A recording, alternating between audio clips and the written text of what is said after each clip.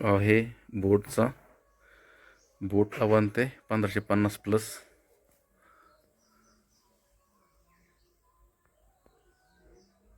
हा त्याचा main sound बार आणि हा त्याचा सबवूफरची क्वालिटी एकदम मस्त आहे, कडक. 6 इंचाचा सबवूफर आहे. इकडं मागं रिफ्लेक्टर आहे त्याचा बेसचा आणि क्वालिटी एकदम मस्त आहे याची.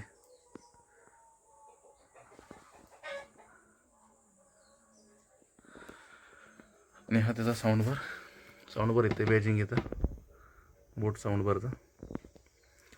इकडं ऑक्स लावलेली मी आता टी व्हीमध्ये आणि या बाजूला 2 राऊंडेड 2 साऊंड येतात आणि त्या बाजूला 2 साऊंड, 2 2 4 साऊंड येतात तसे ते. आणि ह्याच्यामध्ये एक 6 इंचाचा सबवूफर. त्यासोबत रिमोट भेटतो, रिमोटसोबत सेल वगैरे सगळं मिळतं. ऑन ऑफ म्यूट इनपुटमध्ये आपण टी व्हीचं ऑक्स किंवा ब्लूटूथ ते करू शकतो. ब्लूटूथ पेअर, आवाजाचं कमी करायचं बटन आणि हे मोड येतात त्याचे 2-4 मोड. काही खास नाही आहेत, मला काय त्याचा फरक वाटला नाही काय मोडमध्ये कुठलाच.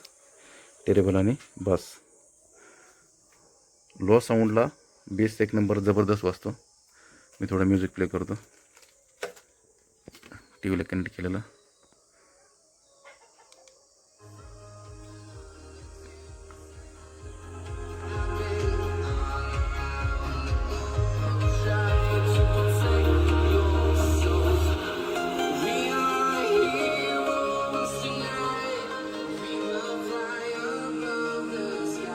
Non copyright song.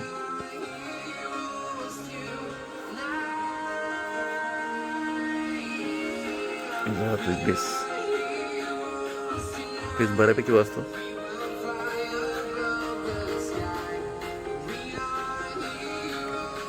आवाजवारी करतो.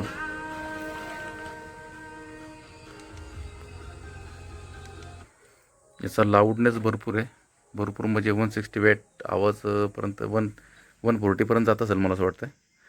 पण त्याचा एक प्रॉब्लेम असा आहे की बेस जो आहे तो फक्त म्हणजे 40-50 साऊंड म्हणजे असेल 40-50 व्हॉल्यूमवर, तर तोपर्यंत तो बेस त्याचा एकदम परफेक्ट काम करतो. जेव्हा त्याला तुम्ही 50च्या आवाजाचं जे आहे 30% आवाज येतो नाही का, 30पर्यंत आवाज आहे त्याचा. तर एकदा त्याचा आवाज 20-25च्या वर नेला की तिथून पुढं फक्त टेरेबल चांगला हाय क्वालिटीमध्ये वाजतो आणि बास हा त्याचा एकदम कमी होऊन जातो. पण जेव्हा एक 2 म्हणजे कमी साऊंडवर जेव्हा आपण आवाज ऐकतो, म्हणजे आता हे समजा याचा आवाज आता किती 19-18, इथून पुढे याचा आवाज बिघडतो, म्हणजे बेस बिघडतो.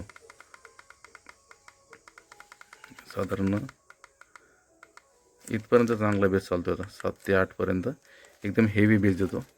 आणि हे जर 1-2वर जर ठेवलं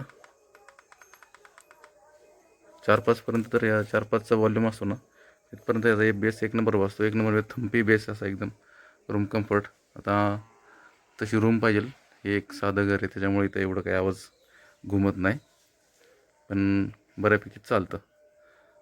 आवाज एकदम क्वालिटी आहे, टॉप नॉच आहे. म्हणजे एक त्याचा एक बेनिफिट असा आहे की ब्लूटूथवर त्याचा आवाज चांगला येतो आणि ऑक्सला त्याचा टी व्हीला लावल्यानंतर आवाज एवढा काही खास येत नाही. मला वाटतं त्याला HDMI लावायला लागेल. HDMI माझ्याकडे नाही आहे, आता मी लावलेलं नाही आहे. पण HDMIला त्याचा आवाज चांगला येईल असं वाटते मला. बाकी अजून एक त्याचा एकच प्रॉब्लेम असा की जेव्हा आपण ब्लूटूथला कनेक्ट करतो मोबाईल, तेव्हा त्याचा आवाज डायरेक्ट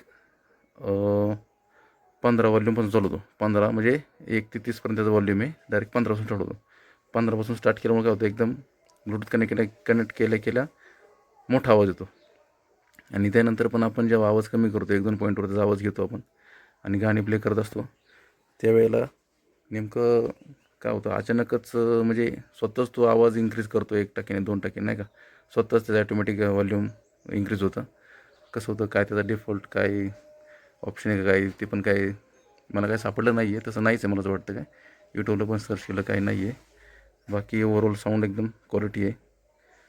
अजून एक तर अजून एक त्याचा मेजर प्रॉब्लेम म्हटलं तर टी व्हीला कनेक्ट केलं तर ऑक्समध्ये तर लाईट गेली किंवा बंद झालं तर परत जेव्हा ऑन होईल त्यानंतर ते परत ब्लूटूथवर जातं. ते ऑटोमॅटिक ऑक्सवर राहिलं पाहिजे, म्हणजे ते टी व्हीला कनेक्टेड राहील. दरवेळेस सेटिंग चेंज करायला लागते ते या पेअर बटनाने. सॉरी, कुठलं बटन आहे, इनपुटने त्याचा ब्लूटूथ ऑप्शन HD ऑक्स असं घ्यायला लागतं. बाकी त्याचा आवाज एकदम मस्त आहे.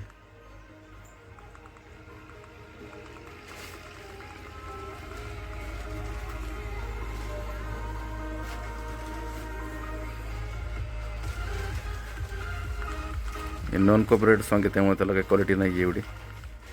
बेस त्याचा भारी आहे.